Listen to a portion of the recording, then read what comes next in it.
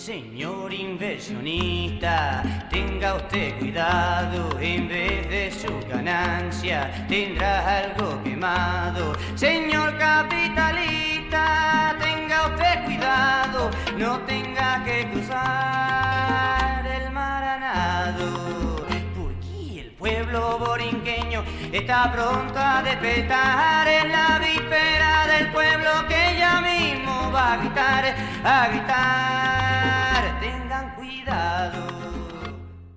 El Puerto Rico que sale de los 60 no va a ser igual después de la presencia del MPI y de las campañas del MPI. Y claro, yo menciono el MPI como podría también mencionar la Vanguardia Popular, ¿verdad? Y se podrían mencionar otros factores. Entre la elección del 68 y la del 72, y más o menos hasta mediados de la década del 70, ¿verdad?, se sacudieron las bases de la estabilidad política y económica de Puerto Rico. Los tres partidos sustituyen, ¿no?, con mayor o con menor facilidad, se opera un cambio en el liderato.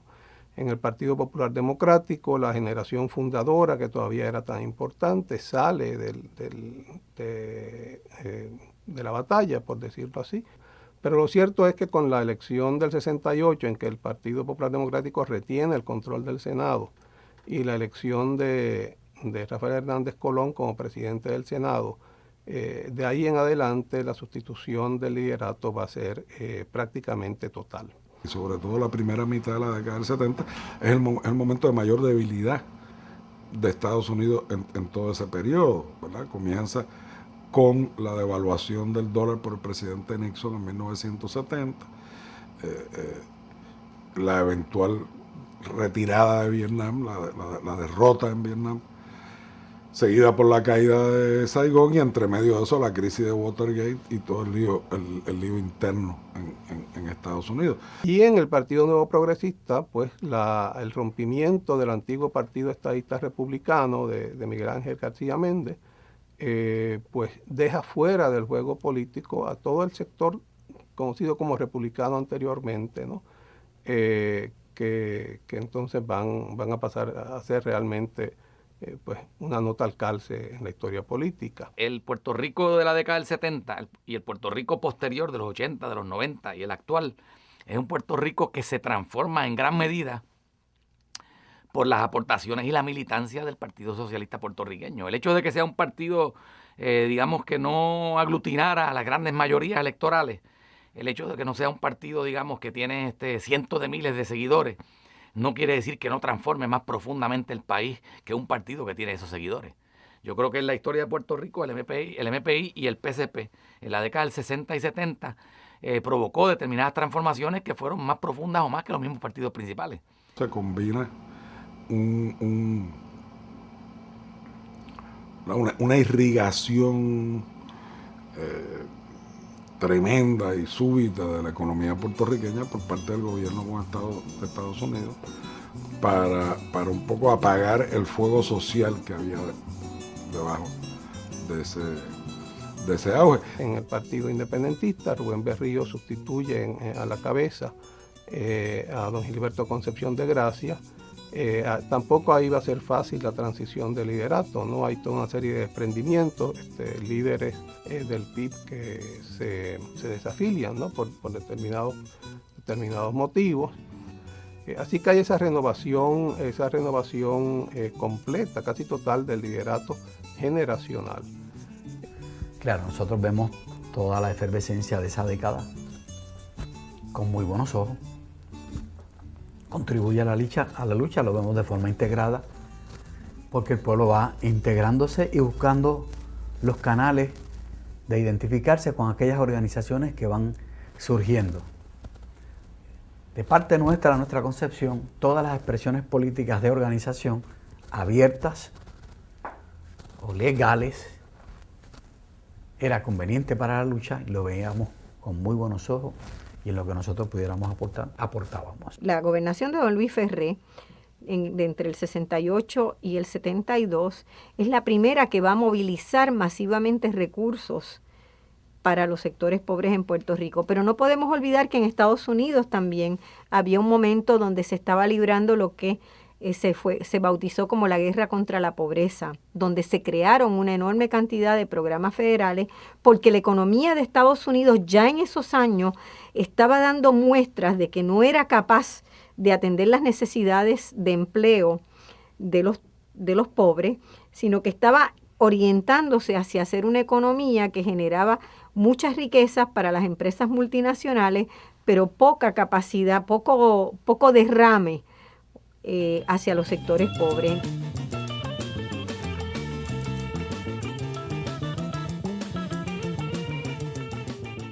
Podría decirse, sin temor a equivocarnos, que el PIB fue el primer gran promotor de los rescates de tierra, que se le llamaba en ese tiempo invasiones de terreno, ¿verdad?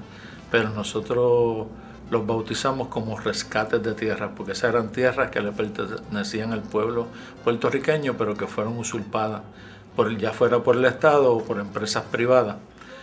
Y entendíamos que el pueblo tenía el derecho legítimo de apoderarse de ellas para resolver un problema grave que había en el país de vivienda, la falta de vivienda adecuada. Y fueron miles las familias, yo pienso que a nivel de todo el país, que se lanzaron a rescatar tierras. Y el Partido Independentista, particularmente sus sectores juveniles, jugamos un papel bien importante en asesorarlo, ayudarlo, en hacer círculos de estudio, discusiones que les permitieran que ese objetivo se pudiera lograr.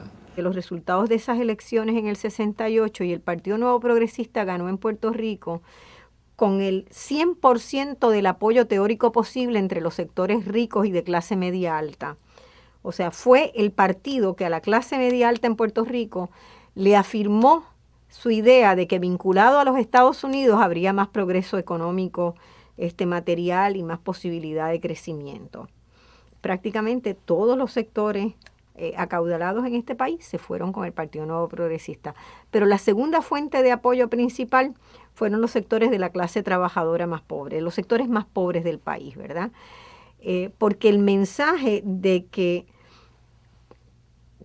lo llevó muy bien Ferré siempre en sus dos campañas, era de que había la posibilidad a través de los fondos federales de asegurar una vida digna para los pobres, aunque fuera por la dependencia, pero de asegurar un bienestar material que estaba ahí. Y ese fue un discurso muy importante que se comenzó en esos años, que se articuló en esos años entre el 68 y el 72 y que ha quedado como legado en la historia política puertorriqueña. Todavía hoy los pobres piensan que su bienestar y su futuro está garantizado por fondos federales y no por la capacidad de trabajo y las oportunidades que podamos desarrollar acá en Puerto Rico. Fue un factor para apaciguar la voluntad nacional del pueblo puertorriqueño y en particular la de la clase trabajadora, que dejó de ser clase trabajadora, ese sector, para convertirse en dependiente de las ayudas directas del gobierno federal. Pero eso es parte de las medidas que sistemáticamente ha tomado el gobierno norteamericano para mantener su estabilidad colonial en Puerto Rico a lo largo de todo el siglo XX y de lo que va del XXI, porque eso no lo han dejado.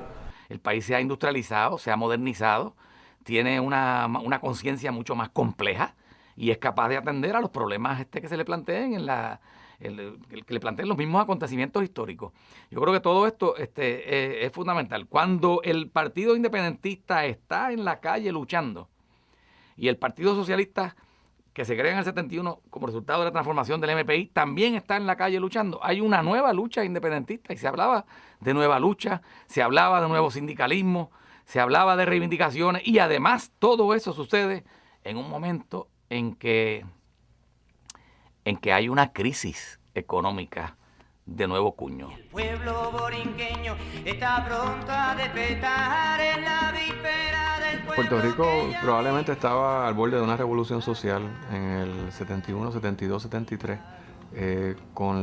ya a partir del 73 con el petróleo. O sea, si no hubiera sido por el influjo masivo, enorme, de fondos federales, sobre todo en los famosos cupones, que pronto llegaron a 800 millones de dólares al año.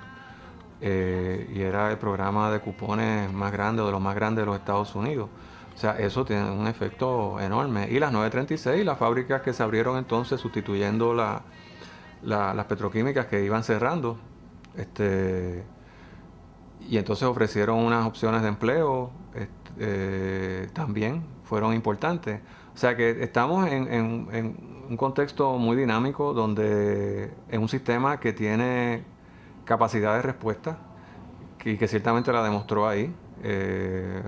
Los Estados Unidos es una metrópoli tremendamente rica, y Puerto Rico pues un problema relativamente pequeño dentro de todo su enorme contexto, y si hacía falta pues lanzar unos cientos de millones a Puerto Rico para impedir una crisis social, pues eso se podía hacer. También en la época en que empieza a llegar la droga, casi viene en el mismo paquete con los fondos federales. Los niveles de consumo de droga van aumentando dramáticamente, así que hay algo así, ¿verdad? En esos años de fines de los 60, principios de los 70, cuando antes de que esté tan fuerte el impacto de los fondos federales, 936, la droga, los comienzos de la criminalidad en las calles, que uno piensa que había en ese momento, y no que sea el último, ¿verdad? Pero en ese momento había unas opciones políticas interesantes e importantes, y el MPI, el PCP, el Partido Independentista estaban de lleno en esa discusión y buscando opciones de futuro. Entre 1968 y 1972 había una orden en la policía de que se interviniese cualquier automóvil que tuviese una bandera puertorriqueña. Era un momento en que la policía impedía que se vendiera Claridad en las esquinas.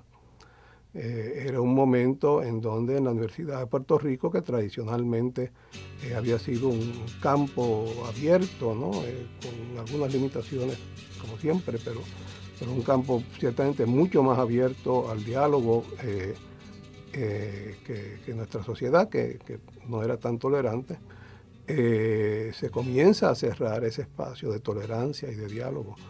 El asesinato de Antonia Martínez Lagares, estudiante de pedagogía, que muere el 4 de marzo de 1970, cuando la policía invade la universidad dentro del contexto de la lucha contra el ROTC, ocupa las calles de Río Piedra y comienza a disparar indiscriminadamente, incluso hacia las residencias. Y ahí, pues, uno de los policías que dispara mata a Antonia Martínez, que definitivamente pues es lamentable, ¿verdad? Porque es la muerte de una compañera estudiante. Sin embargo, esa muerte tuvo un impacto sumamente grande en el desarrollo de la conciencia de los estudiantes universitarios. Yo lo diría en dos niveles. En el nivel de la conciencia de la necesidad de seguir luchando y de profundizar los aspectos principales en contra de teniendo un mayor compromiso en la lucha en contra de la presencia militar en la universidad. Y en segundo lugar, pues lleva también a que un sector amplio del estudiantado comience a tomar conciencia de que se tiene que preparar para enfrentar las embestidas represivas de la policía. Antonia murió de un balazo.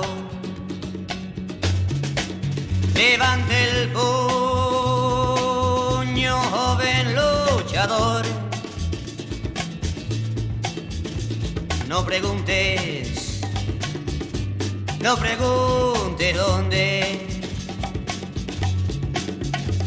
Es aquí, es en Laos, Uruguay, Paraguay, en todas partes. Los muertos ya no esperan. La la la la la la la la la la la la la la. Antonia murió de un balazo. En represalia ocurre un acto de uno de estos grupos revolucionarios, que dicho sea de paso, en el comunicado no se identifica si es uno o el otro de los grupos revolucionarios, adjudicándose la autoría de haber disparado y matado a 2 marinos por aquí, por el sector de Santurce, entre Puerta de Tierra y Santurce. Yo llego a Claridad a escribir mi comentario, que escribía una vez por semana, cada vez que salía el periódico, yo escribía un comentario como secretario general, y me dice el jefe de redacción, que se llama, el que era entonces, Samuel Aponte, me dice: Norman, que era el director del periódico, Norman Pietri, dijo que no se publique ese comentario. Y yo estaba esperando que usted llegara para que usted me dice si usted revoca a Norman o lo sostiene. Yo le dije: no, Norman es el director del periódico y si él dice que no se publica, pues no se publica. Así que no se va a publicar. Pero claro, el comentario yo lo escribo sobre lo que yo crea. Y ahí Norman no tiene vela en ese entierro. Y entonces escribí el comentario con el título Un acto de guerra. ¿Qué es las formas de lucha? Si se pueden utilizar formas de lucha no legales. Eso pues hubo unas controversias. Pero naturalmente, pues, como dije antes de que empezáramos a hablar aquí, pues hay cosas que uno no puede tocar a fondo. Pero sí fue una controversia en la dirección del MPI, la lucha armada, la lucha sindical y la lucha electoral. Ya para el 71, pues hubo una última separación del liderato, Maribraz la llamó crisis de liderato, donde un grupo de la dirección nos apartamos totalmente del MPI, César Andrés Iglesias, George Fromm y yo. Otros se separaron calladamente. Maribraz hace unas expresiones públicas de apoyo a ese tipo de acción y César Andrés Iglesias, entre otros, les recrimina eso primero porque no tenía derecho a hacerlo sin antes haber consultado con la Comisión Política del MPI. Se trata de un pronunciamiento sumamente importante que tiene que ver con la estrategia y sobre el cual había diferencias en el interior de la Comisión Política y particularmente César Andrés Iglesias, que es un elemento muy importante, no apoyaba ese tipo de acción. Considera, entre otras cosas, ¿verdad?, que no se debe confundir meramente cualquier tipo de acción en contra del enemigo como una acción correcta, que hay que tomar el cuadro general de la lucha y de si se está apoyando una acción que las masas puedan entender. Yo reconocía que ese acto, que ese comunicado establecía, era un acto de guerra dentro del concepto de lo que es la lucha por la liberación nacional de los pueblos coloniales. Si hubieran sido civiles inocentes las víctimas de aquel disparo o de aquellos disparos, es distinto. Pero si son parte de las Fuerzas Armadas del poder interventor que es los Estados Unidos, eso es un acto de guerra en cualquier lugar del mundo donde se plantea una lucha anticolonial. El sector que realiza esa lucha por medio de la lucha armada, pues está perfectamente dentro del orden internacional establecido.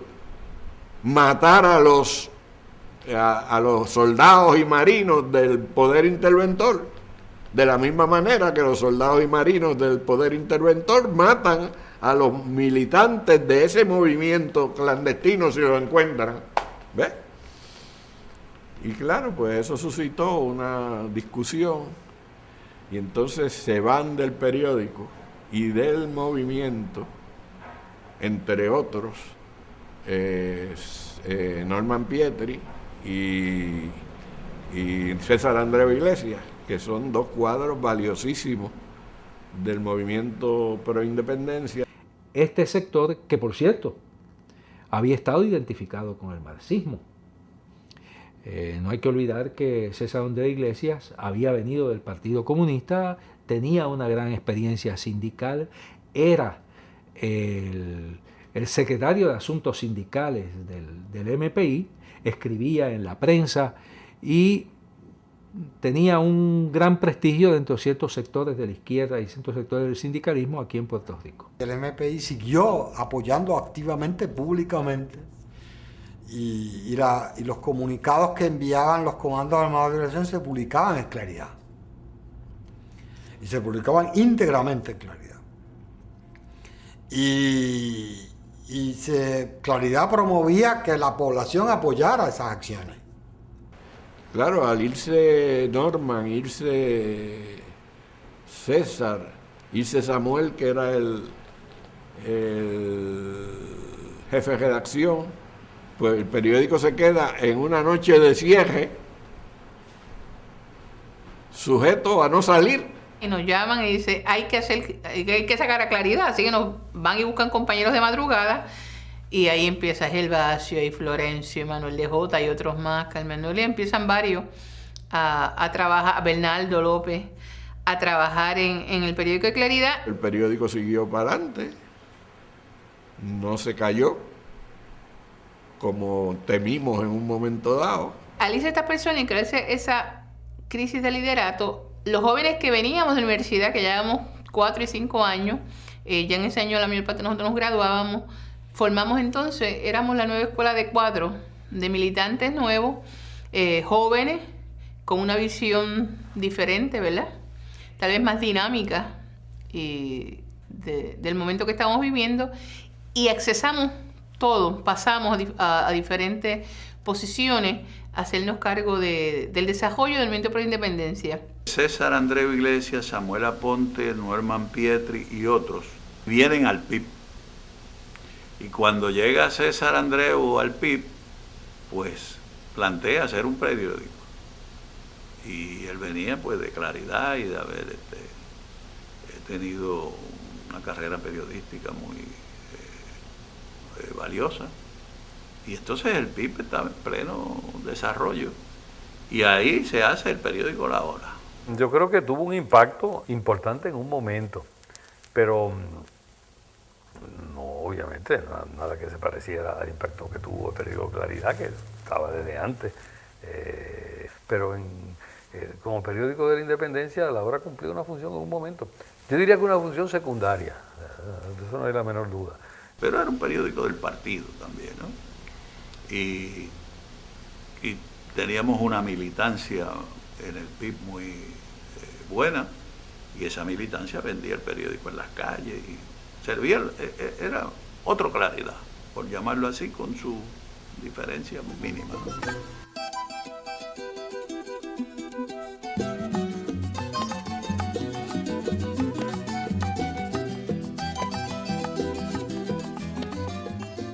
Se trabaja de manera bien importante el aspecto cultural, porque era una de las armas, ¿verdad?, de importancia de retomar los puertorriqueños sus raíces. Y ahí también hay que destacar que el MPI es pionero en la participación cultural desde su grupo de Taoné. Y allá en Nueva York estaban desde Pepe y Flora, y luego el grupo Taoné, Andrés Jiménez. Y tratamos pues de hacer un arte, una música nacida de la esencia de la puertorriqueñidad, de lo que es nuestra realidad particular como pueblo, y empezamos pues a cantar las cosas que entendíamos pues definían esa realidad, con el objetivo de ser parte de ese movimiento por la independencia y esa revolución. Hoy día no, hoy día ser cantante social, ¿verdad?, graba discos y los vende chévere, pero en esa época los compañeros pasaban hambre. Y aún así representaban, había que ir a Vieques, se iba a Vieques, había que ir a Berlín, se iba a Berlín. Y el PCP mantuvo ese apoyo. Y nosotros componíamos un grupo que esencialmente era la punta de lanza en la organización política de las comunidades tanto en Puerto Rico como en Estados Unidos. Estamos en una época en que un meeting se componía de un discurso mío y una canción de Joy Brown, con una guitarrita. o una conferencia de uno de nosotros y el jíbaro Andrés Jiménez con una cancioncita, o dos cancioncitas, y de ahí va surgiendo eso. El Topo, que tiene una gran vena poética y musical combinada en una sola persona.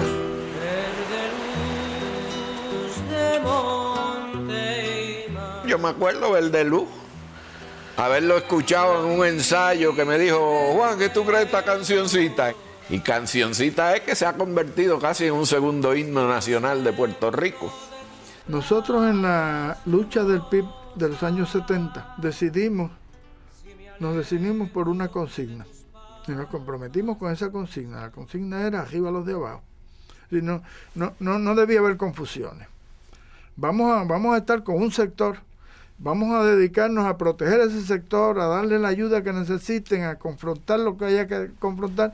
Y entonces se multiplicaron en Puerto Rico las actividades voluntariamente de las comunidades, una práctica militante, que era exactamente lo que, un poco en armonía con lo que el MPI estaba un poco señalando. Muchos colaboradores nuestros y compañeros simpatizantes con la concepción de que en algún momento había que desarrollar la lucha armada, participaron y contribuyeron, fueron simpatizantes y colaboradores de esa expresión política de efervescencia que se estaba dando al interior del Partido Independentista y al interior del MPI.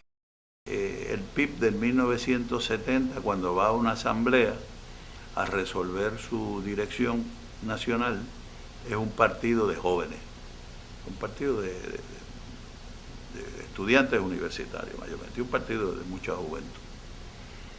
Y se va a esa asamblea de 1970 en Bayamón, pero si mal no recuerdo, 29 de enero, y allí sale Rubén presidente único, se rompe el triunvirato, se acaba el triunvirato, y Rubén me pide que lo acompañe como vicepresidente. Yo acepté y fui electo entonces también. Y ahí salimos del 1970 con un PIB renovado, con nuevas ideas, nuevas visiones y un PIB de lucha en la calle. Y el caso más típico es el caso de Culebra, donde el partido en 1970 asume la campaña de sacar a la Marina de Culebra y utiliza la desobediencia civil pacífica como el método principal para que ese objetivo se logre. Culebra, te encuentras invadida por monstruos de guerra de extraña nación. La lucha del PIB en Culebra se da en el año 1971. Eso es antes prácticamente de empezar la campaña del 72. Sin duda alguna fue una campaña que le ganó mucha simpatía al Partido Independentista. Yo participé activamente en ella porque yo fui uno de los protestantes que no fueron arrestados el día que Rubén y los otros 13 o 14 compañeros fueron arrestados. Era una lucha contra el militarismo, era una lucha contra la Marina de los Estados Unidos.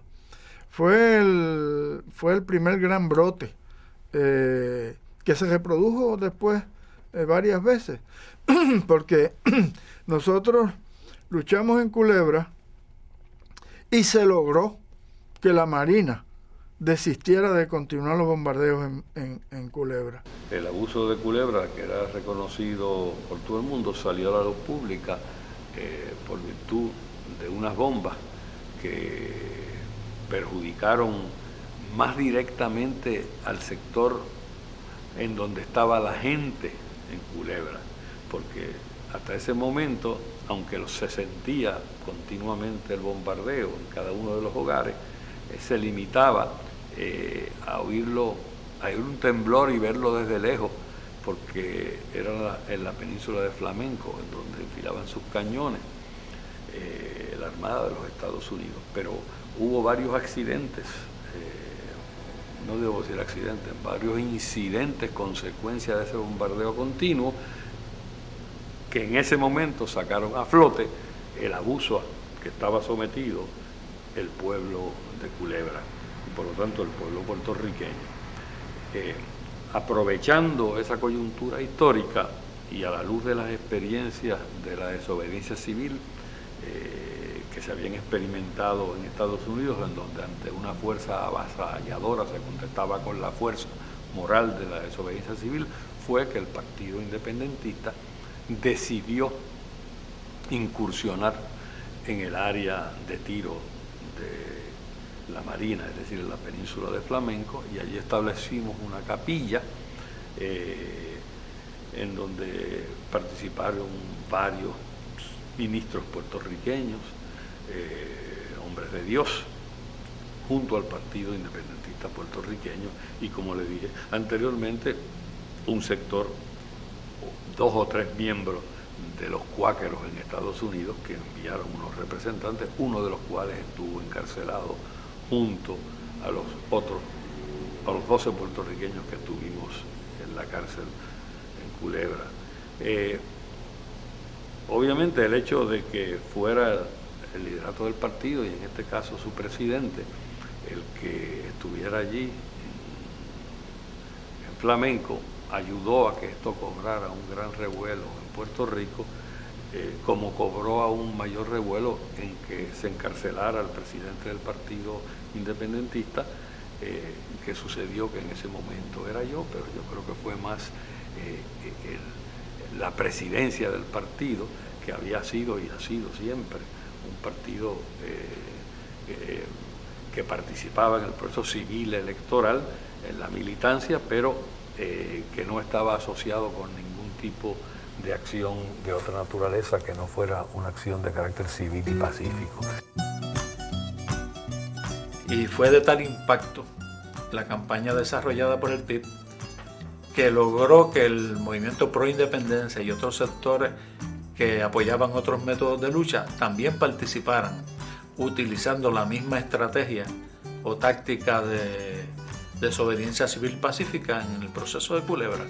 O sea que en cierto sentido logró una unificación a nivel del independentismo, proceso de unificación para que la táctica de desobediencia civil se utilizara por todos los sectores del independentismo. Nosotros fuimos en lanchas propiedad de militantes independentistas, invadimos el área de mar donde la Marina realiza sus maniobras, en momentos en que estaban realizando maniobras, con 2 lanchas con la bandera puertorriqueña. Yo iba en una de ellas, pilotada por Raúl González Cruz, un militante del movimiento que fue director de Claridad y que murió muy joven en un accidente automovilístico, y que tenía un ánimo y una capacidad heroica extraordinaria, porque cuando se nos rajó el piloto que iba a pilotar la lancha aquella, Raúl dijo: yo la piloteo. Y yo le dije: pero tú conoces de eso. Me dice: yo jamás en mi vida estaba en una lancha ni de pasajero, pero yo seguía al cajo, y algo tiene que parecerse esto.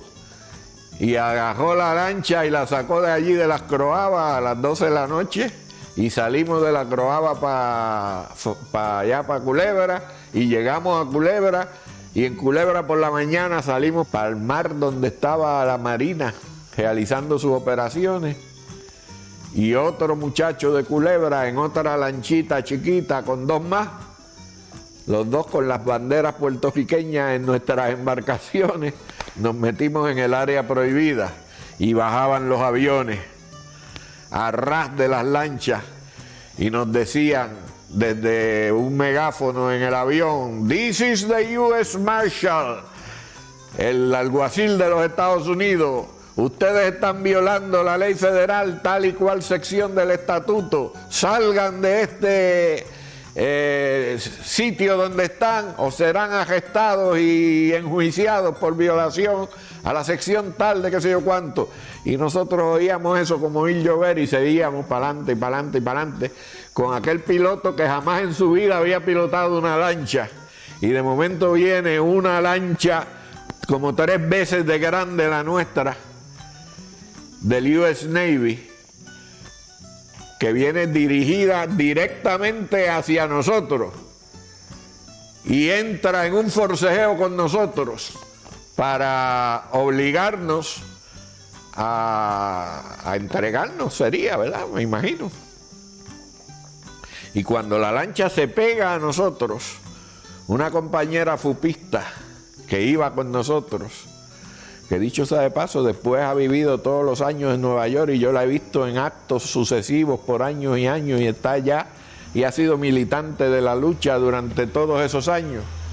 Esa compañera le dio un jalón al cable de la lancha de la Marina que los dejó varados allí en el medio del mar. Por alguna razón mágica, se paró el motor de aquella lancha y se quedaron varados los marinos alguaciles que venían a detenernos a nosotros, y nosotros seguimos y dimos todas las vueltas por allí y desafiamos, tuvieron que parar la maniobra y regresamos al puerto de Culebra victoriosos porque habíamos realizado la maravilla de parar a la Marina de Guerra de los Estados Unidos sin que nos pudieran siquiera paralizar nuestras lanchas. Y las 2 lanchas llegaron por su propio motor al puerto de Culebra y allí nos recibieron los amigos que estaban detrás del movimiento contra la Marina en Culebra y pues pensábamos que nos iban a arrestar, que nos iban a enjuiciar, como habían hecho con Rubén Berrío en días atrás, por la actividad en la tierra, pero nunca nos arrestaron, nunca nos hicieron nada. Nosotros seguimos como Pedro por su casa, llegamos a la Isla Grande, como se dice allá, publicamos las fotos de la lancha nuestra y todo el operativo, porque llevábamos fotógrafos de Claridad, y las publicamos en la portada de Claridad con reportaje de todo, y jamás en la vida nos acusaron por nada en relación con ese acto de desafío. De toda aquella campaña de Culebra en la que participó activamente el entonces alcalde de Culebra del Partido Popular, Feliciano, culminó en que la Marina se retiró de Culebra y se pudo proclamar como una victoria del pueblo la retirada de la Marina de Guerra de Estados Unidos de la isla de Culebra, no así de Vieques. Ahí se coaguló la lucha unitaria del pueblo de Culebra, que no era un pueblo independentista, pero que sí tenía con el independentismo una coincidencia, y era el fin de los ejercicios militares en la isla. Una vez la Marina se tiene que comprometer con que va a finalizar su ejercicio y le pone una fecha, y que el alcalde de Culebra para esa época dice, si la Marina no cumple, yo voy a dar mi vida por que se detenga el bombardeo. Yo me voy a colocar allí frente al área de tiro. La Marina ya entiende que es irreversible la decisión de los culebrenses de que se vayan de allí y empiezan a mudar sus ejercicios hacia la isla de Vieques. Ya temprano, en 1940, ya empiezan los bombardeos en Vieques, en el este de Vieques.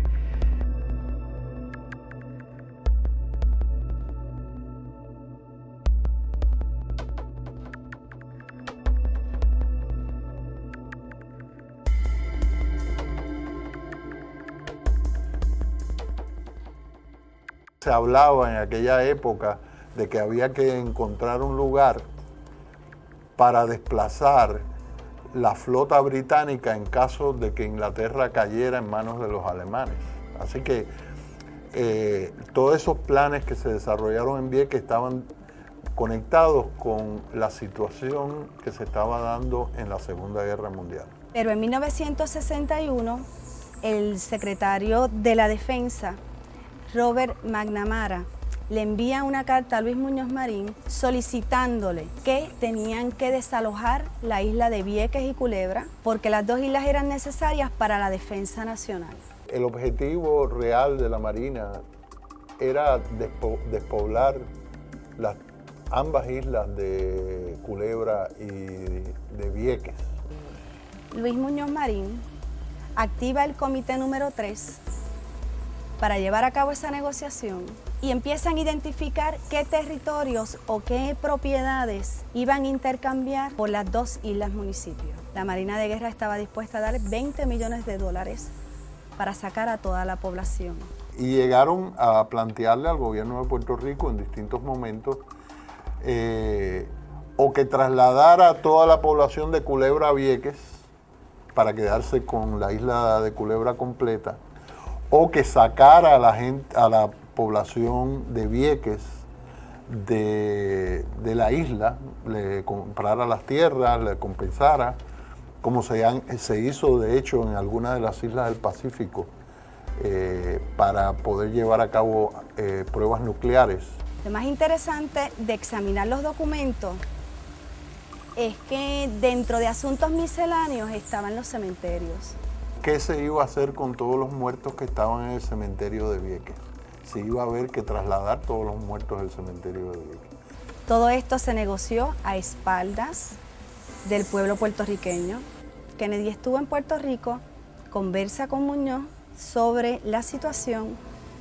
Muñoz escribe una carta hablando de lo que podía significar eso para el pueblo de Puerto Rico y lo que podía significar para la política exterior de Estados Unidos, en términos de ver a Puerto Rico como el lugar donde se entrenan a todas las tropas de los Estados Unidos para luchar en contra de nuestros propios vecinos latinoamericanos.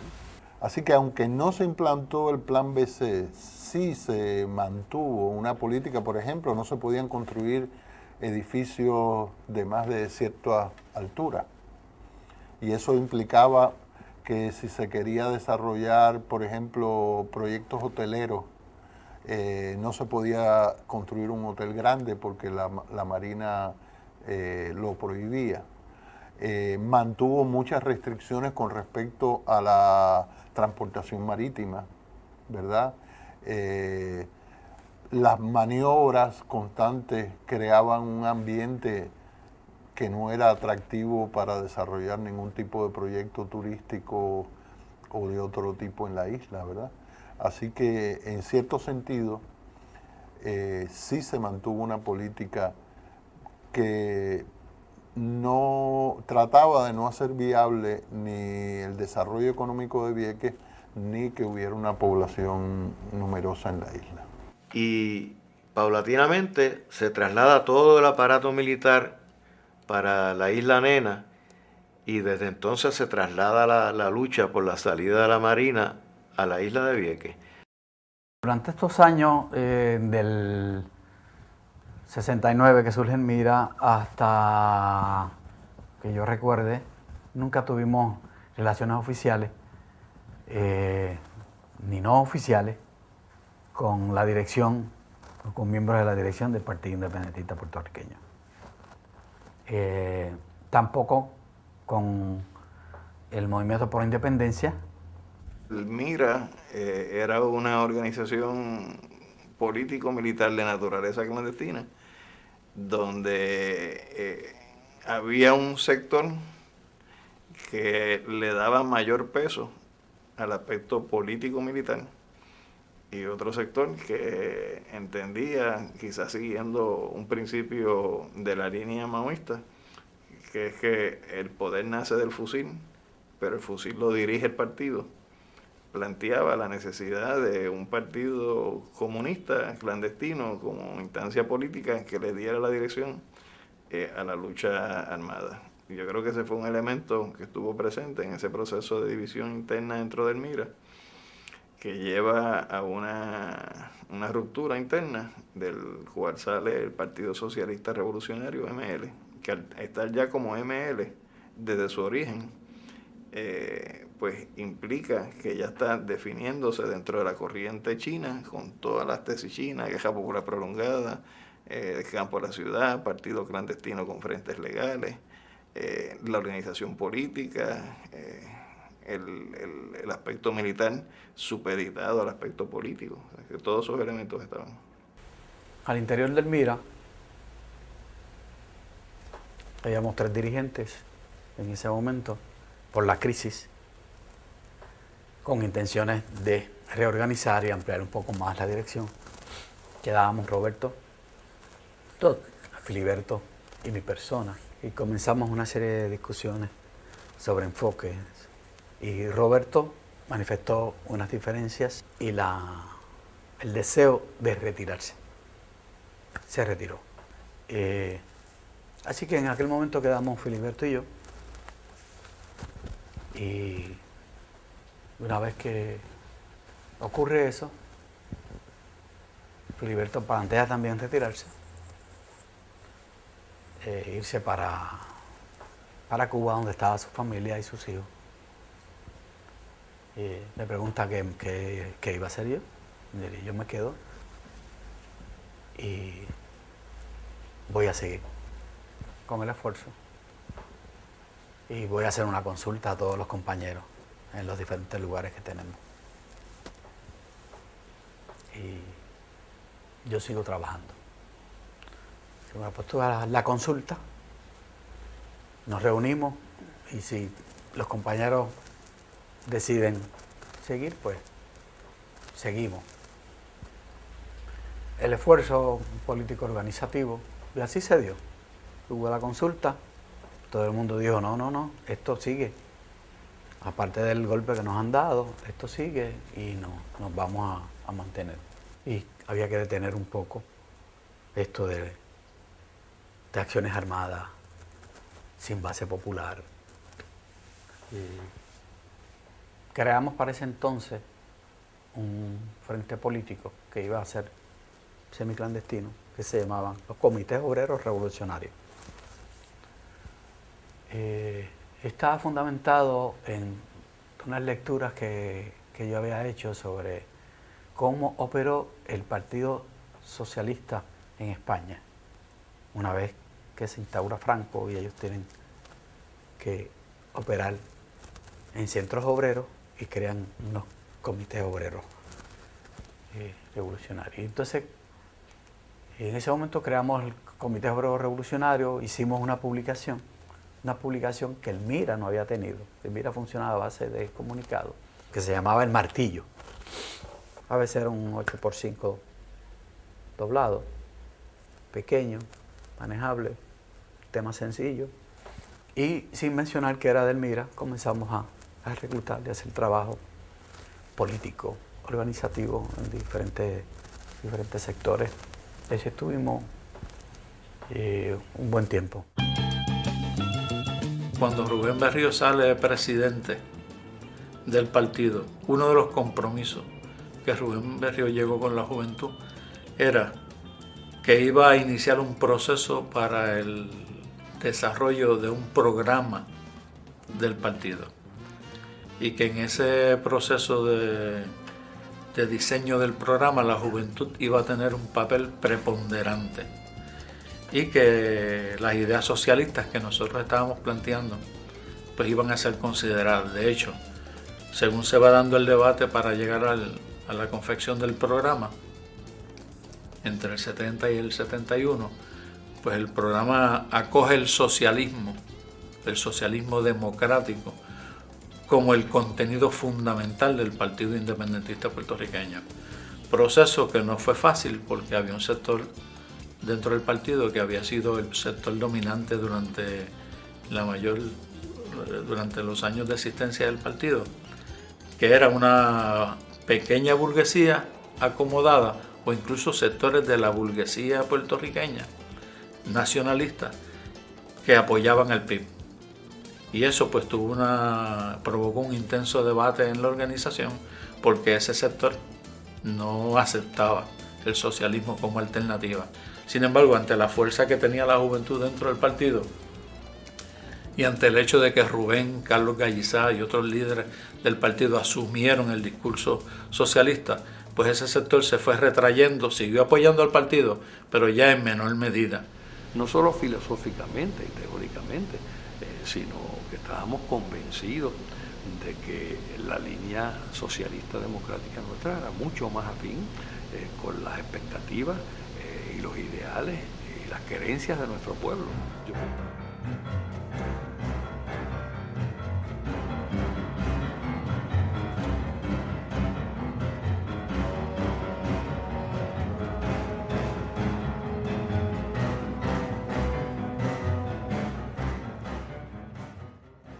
Ese pronunciamiento del partido del PIB como un partido independentista con un programa socialista, pues provoca a su vez un acercamiento con el movimiento pro independencia, que también había venido hablando durante los últimos años de socialismo. Al comenzar a hablar un lenguaje bastante parecido, el estudio del marxismo, el estudio de las experiencias de lucha latinoamericana, las luchas anticoloniales, pues permite un acercamiento entre ambas organizaciones. Y se estableció una comisión que comenzó a darle forma a lo que posteriormente se denominó Frente Unido, la gran marcha en contra de la Convención de los Gobernadores de Estados Unidos que se hizo en Isla Verde. Se llevó a cabo el 12 de septiembre de 1971. O sea, se considera que es una de las actividades independentistas más masivas que se ha hecho en la historia de este país, donde tanto el MPI como el PIB, como otras organizaciones menores, hicieron un trabajo excelente de movilización y se logró que miles y miles, en aquel momento se calculó en unos 80, 90 mil asistentes, participaran en una actividad de tipo anticolonial. Se puso en práctica la teoría que nosotros sosteníamos en aquel entonces, y yo sigo sosteniéndola todavía, de que la unidad tiene un efecto multiplicador, que no es meramente la suma de las fuerzas que se juntan, sino que se impulsa una multiplicación de esas fuerzas cuando se da la unidad. Y lo poníamos por ejemplo con la marcha de los gobernadores, porque el PIB tendría una capacidad de movilización de 4 o 5 mil personas en aquella época. Nosotros teníamos una de 8 o 10 mil personas, y la unión de esas dos fuerzas para auspiciar la marcha de los gobernadores hubiera representado movilizar, si fuera la suma aritmética de las dos, 15 mil personas. Pero se movilizaron 80 mil según el San Juan Star, que no es un periódico afín a la independencia de Puerto Rico. Ahí tú veías el efecto multiplicador de la unidad. Y claro, impulsado por aquel efecto multiplicador, y allí llamamos a la unidad, tanto Rubén como yo, en los discursos al culminar la marcha, y eso se desplegó a 8 columnas en la portada del Mundo del día siguiente. Miles marchan por la independencia. Entonces, subtítulo: Maribel y Berrío llaman a la unidad. Y habíamos unos en el PIB, en la dirección, que impulsábamos fuertemente la unidad. Y ahí empezábamos a tener unas diferencias con Rubén, que quería mantener siempre unas distancias, y empezamos a tener unas discrepancias sobre la visión electoral, ¿no? El PIB se ha sentido siempre seguro con su franquicia electoral. Vamos a empezar por ahí. Se ha sentido muy seguro. Es decir, el gobierno ha sido, y esa es una realidad que no se puede ignorar, el gobierno ha sido muy generoso con la franquicia del Partido Independentista Puertorriqueño. En 1964, cuando el PIB no consiguió el número de votos, el Partido Popular le bajó el número de votos para que pudiera existir. Es decir, Y pues se ha creído que la existencia de un partido independentista en el Parlamento un poco le da legitimidad al Estado Libre Asociado, a la llamada democracia del Estado Libre Asociado. Yo no creo que ese era el pensamiento del MPI. El MPI y el Partido Socialista iban con un espíritu de mayor combatividad.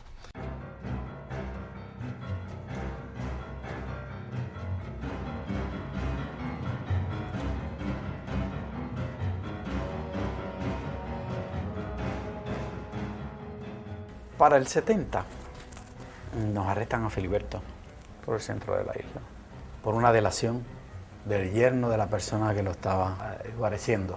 A nosotros nos tomó mucho trabajo lograr que en aquel momento se entendiera que la persona que se va al clandestinaje no tiene por qué esconderse y estar guarecido todo el día y salir de vez en cuando por la noche. Porque la realidad es que este pueblo, una vez ve la cara, su capacidad, de todo ser humano, la capacidad de retener esa cara y después reconocerlo en la calle es muy difícil, especialmente si te puedes hacer unos cambios, ¿no? Ya lo identifican claramente, interviene el FBI también, le ponen una fianza. Estuvo un tiempito en la calle, visitó a algunos familiares. Estaba claro que, y entonces se decidió que volvería al clandestinaje y se olvidaría de la fianza. Y después bregaríamos con una restitución del dinero que se puso para esa fianza, que fue de un familiar de él. Cuando él regresa de nuevo al clandestinaje, reorganizamos todo, conformamos una nueva dirección. Incluso movimos recursos de Estados Unidos para acá. Nosotros operábamos no solamente en Puerto Rico, operábamos en Estados Unidos. No recuerdo que eso era una diferencia, creo, con los Comandos Armados de Liberación. Los Comandos Armados de Liberación no operaban en Estados Unidos. Recuerdo que para esa época se arresta a Feliciano y lo identifican con Elmira. Posteriormente él pasó a ser, cuando se desvincula de todo eso y cumple cárcel, pasó a ser incluso presidente del Partido Nacionalista. Nosotros trajimos recursos de allá, conformamos una nueva dirección con compañeros de acá, compañeros de allá, y creamos esos comités obreros revolucionarios para el trabajo político como frente y seguíamos haciendo nuestras operaciones clandestinas. ¿A qué se dedicaban esas operaciones clandestinas? Era más bien logística, era más bien a conseguir recursos. Eso significaba dinero,